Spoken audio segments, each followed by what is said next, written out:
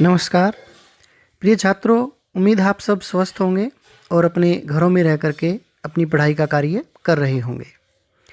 आज प्रस्तुत है निर्गुण भक्ति काव्यधारा के प्रसिद्ध संत कवि श्री कबीरदास के पदों का गायन व व्याख्या। पहला पद। मोह को कहाँ ढूंढे बंदे, मैं तो तेरे पास में।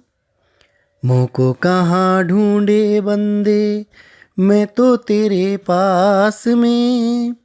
नाम देवल नाम मस्जिद, ना काबे कैलाश में।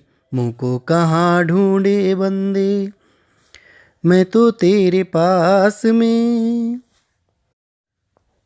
ना तो कौने क्रिया कर्म में, नहीं योग बैराग में। ना तो कौने क्रिया कर्म में, नहीं योग बैराग में।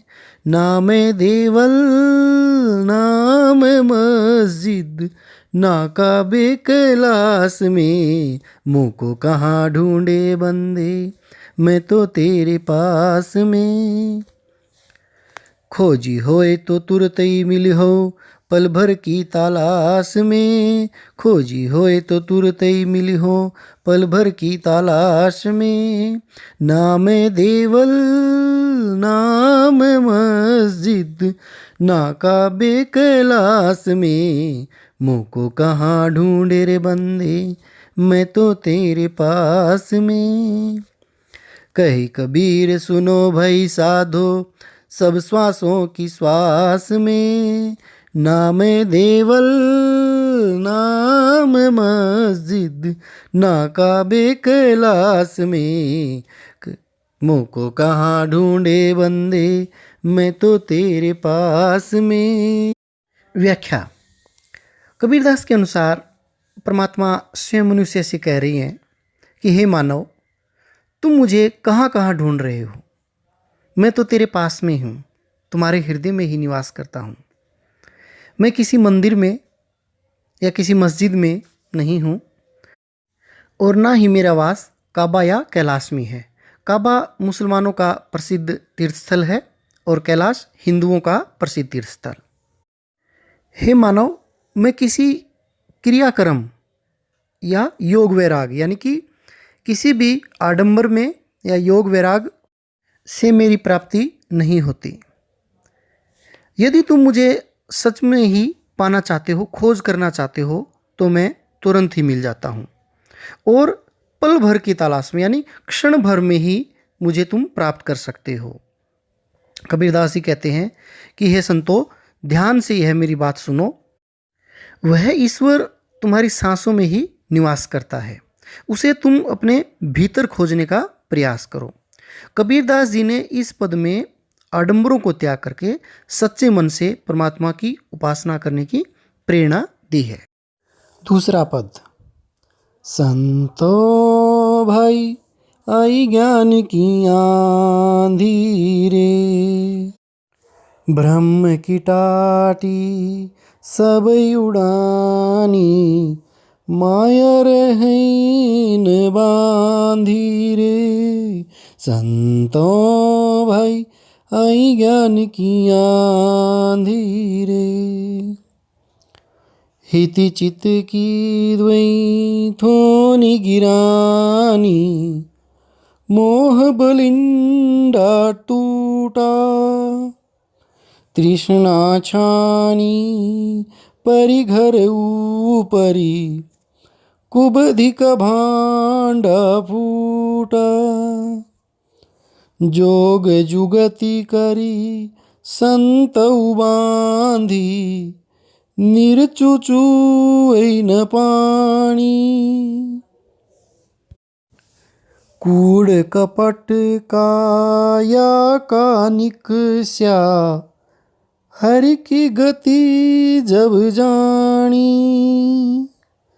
आंधी पीछे जो जल बूठा, प्रेम हरि जन भीना।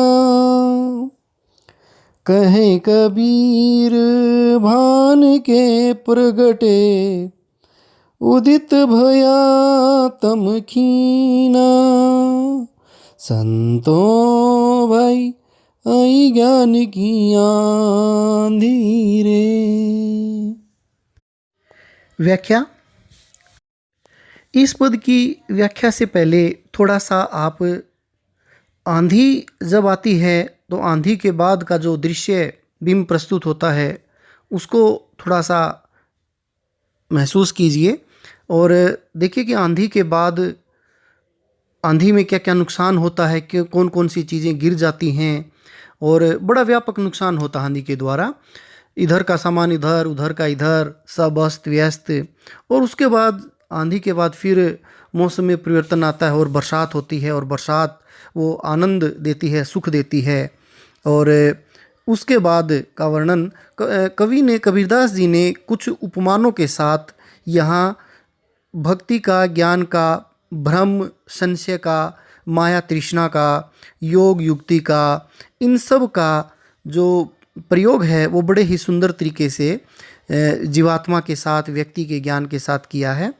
कबीरदास जी कहते हैं कि हे संतो, ज्ञान की आंधी चलने लगी है, और जब ये आंधी चलती है तो इस ज्ञान की आंधी के कारण भ्रम का जो छप्पर था, वो टाटी यानी छप्पर, वो उड़ गया है, और उसके उड़ने के कारण अब माया जीव को बांध कर नहीं रख सकती। ज्ञान रूपी इस आंधी आने से भ्रम का जो, संशय का जो छप्पर था वो टूट गया है, नष्ट हो गया है। मन की दुविधा के दो स्तंभ वो गिर गए हैं। थूनी, थूनी का अर्थ होता है स्तंभ। मोह बलिंडा टूटा, यानी मोह रूपी जो बल्लियां थी, छप्पर जिनके सारे खड़ा होता है, बल्लियां, तो वो मोह रूपी बल्लियां वो टूट गई हैं। तृष्णा रूपी छान घर के बाहर पड़ी है। तृष्णा छानी यानी जो छान, छप्पर के ऊपर जो छान लगाई जाती है, वो ज्ञान की आंधी के कारण टूटने से बाहर जाकर गिर गई है। कुबुद्धि का भांडा फूटा, और जो बुरी बुद्धि रूपी जो बर्तन थे, भांडा यानी कि बर्तन, वो फूट गए हैं। जोग जुगति करी संतो बांधी। अब कबीरदास जी कहते हैं कि योग युक्ति करके नई जो छप्पर है उसका निर्माण किया गया। निर्चु चुवई न पानी, अर्थात उसमें थोड़ा सा भी जल नहीं टपकता, यानी कि जो नया छप्पर बनाया गया है उसमें से कोई भी जल नहीं टपक रहा है।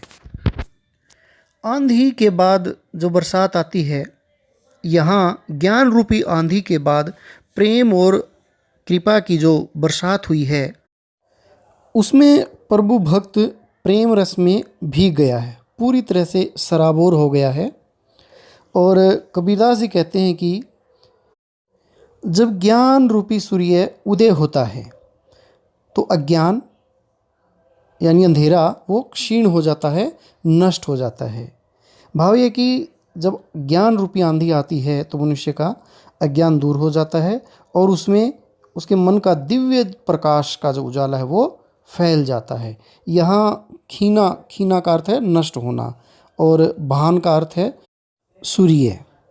तो इस प्रकार कबीरदास जी ने सांसारिक मोह माया के बंधनों के लिए अज्ञान को जिम्मेवार बताया है, और ज्ञान रूपी आंधी के द्वारा भ्रम, संशय, मोह, कुबुद्धि, तृष्णा आदि के नष्ट होने का रूपक प्रस्तुत किया है।